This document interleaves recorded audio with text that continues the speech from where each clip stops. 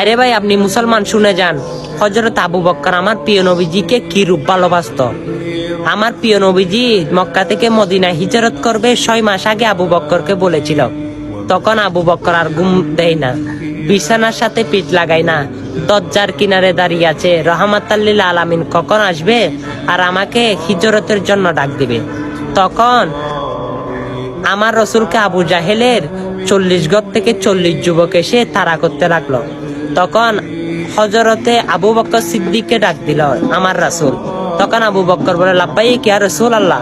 তখন আমার রসুল জিজ্ঞেস করে, আবু বকর, আমি তোমাকে ডাক দেওয়ার সাথে সাথে তুমি কিভাবে সাড়া দিলা? তখন বলে, ইয়া রাসূলুল্লাহ, আপনি যে দিন থেকে হিজরত করবেন আমাকে বলেছেন, সেই দিন থেকে 6 মাস পর্যন্ত আমি বিছানার সাথে পিঠ লাগাই না, আপনি নবীর অপেক্ষায় ছিলাম।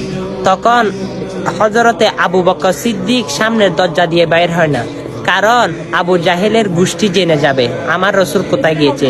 তখন তিনি পিছনের জানালা দিয়ে বের হলো। তখন কিছু দূর যাওয়ার পর আবু জাহেল আবু বকর সিদ্দিকের ঘরে চলে আসলো।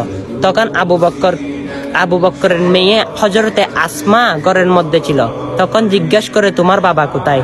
তখন আসমা বলে, আমি জানি না আমার বাবা কোথায়। তখন এমন জুড়ে আঘাত করলো আসমাকে, আসমা গলা কাটা মুরগির মতো তার কান দিয়ে নাক দিয়ে রক্ত বাহির হতে লাগলো। তখন সে জমিনে পড়ে গেল। হযরত আবু বকর সিদ্দিককে বাবা বলে এমন ভাবে ডাক দিল। তখন আবু বকর সিদ্দিকের কানে ওই আসমার আওয়াজটা গিয়েছিল। তখন জিজ্ঞাসা করে, ইয়া রাসূলুল্লাহ, আমার কন্যা সন্তানকে আবু জাহেল অত্যাচার করতেছে, আমি কি যাব? তখন আমার রসুল বলে, তোমার ইচ্ছা, তুমি কি করবা? তখন আবু বকর সিদ্দিক বলে, ইয়া রাসূলুল্লাহ, আমার সকল পরিবার চলে যেতে পারে, আমার সব কিছু হারিয়ে যেতে পারে, কিন্তু আপনি রহমাতাল লিল আলামিনকে আমি কোনোদিন হারাতে পারবো না। হ্যাঁ, আমি আপনার পক্ষে ছিলাম, বিছানার সাথে 6 মাস পর্যন্ত পিঠ লাগাই নাই, আমি আজকের দিনেও আপনার সবার সঙ্গে হব। হযরত আবু বকর চলে গেলেন আমার রসুলের সঙ্গে। দেখেন কেমন ভালোবাসতেন আবু বকর আমার রসুলকে। হ্যাঁ, সেই ভালোবাসাটা আপনারও দেওয়া উচিত। আপনি সেই নবীর উম্মত, আপনি কি করতেছেন?